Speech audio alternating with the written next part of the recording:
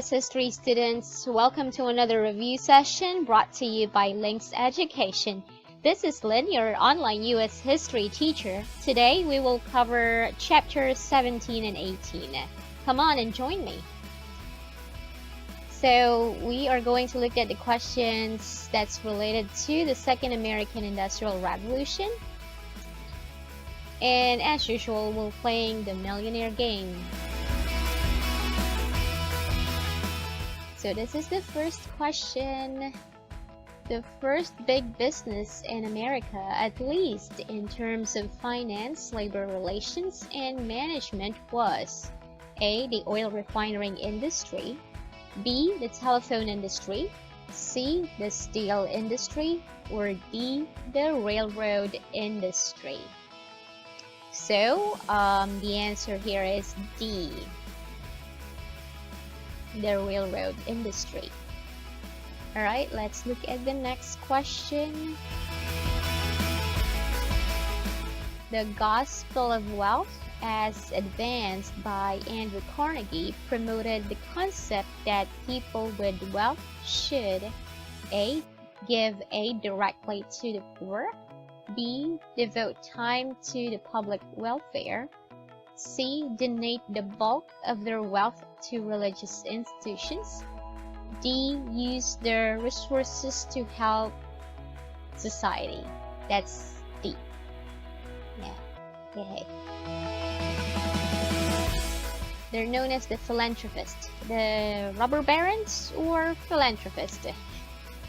In its approach to union organization, the Knights of Labor officially A. welcomed both skilled and unskilled workers, B. stressed the organization of workers by craft, C. encouraged the use of the strike, or D. discriminated against blacks and women.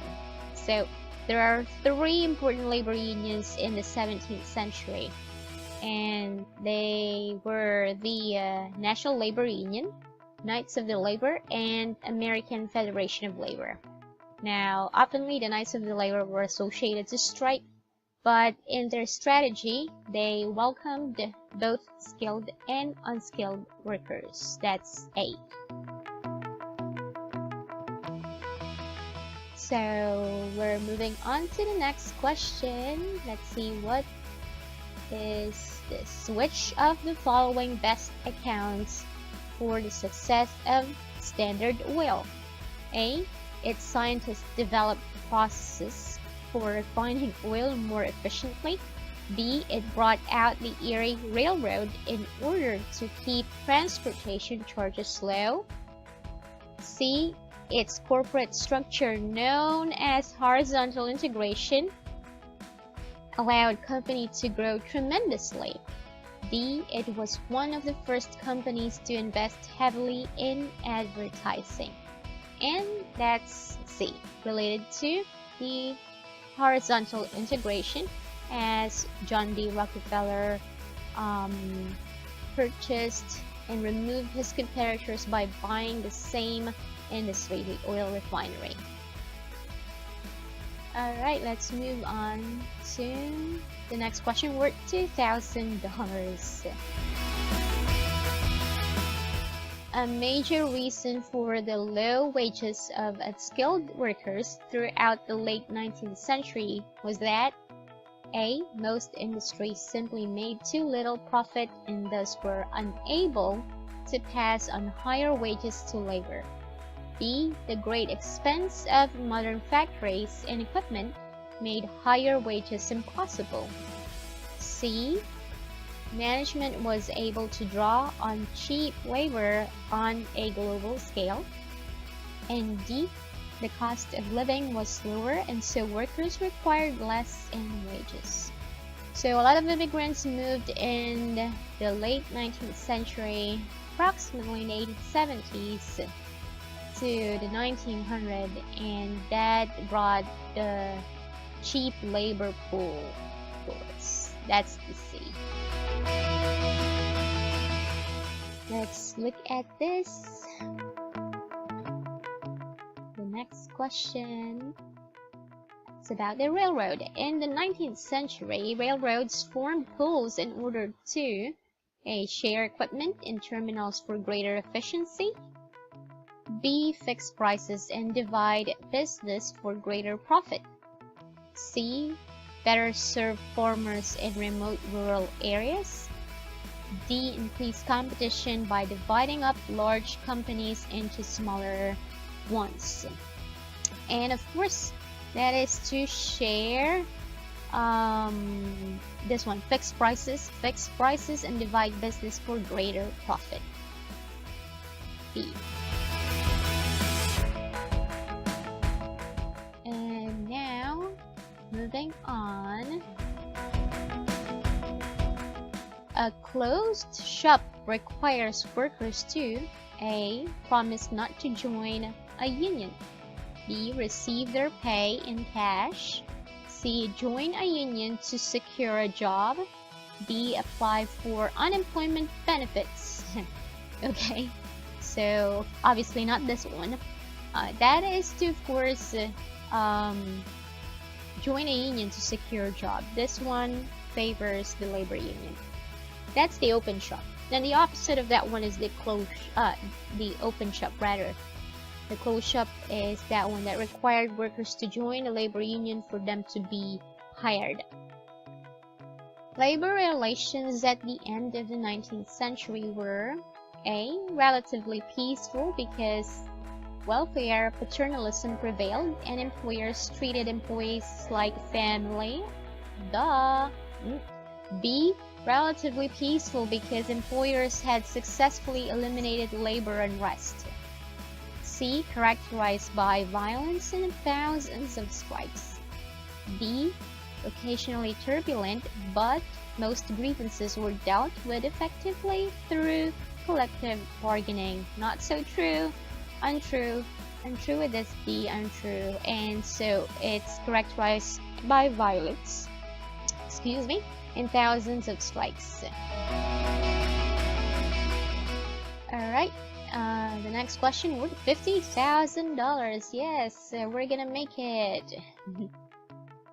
The ideas of social Darwinism allowed men of wealth like Carnegie and Rockefeller to A. Justify the economic inequality that favored them over the nation's poor. B. Argue for more government intervention in dealing with social problems. Oh, I'm sorry. This one should be D. C, rather. It's a typo error. I have to replace this.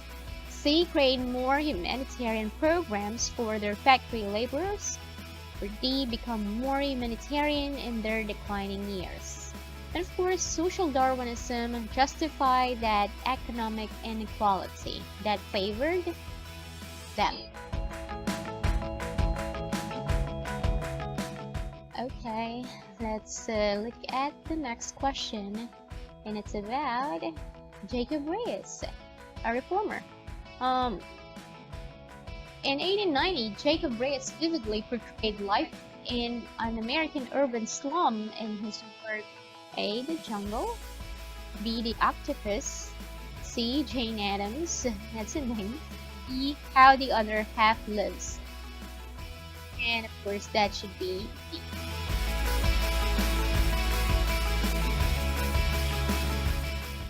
Progressive reformer Jacob Riis. Next one. Native Americans disliked immigrants for all of the following reasons except A. Immigrants were strong supporters of prohibition.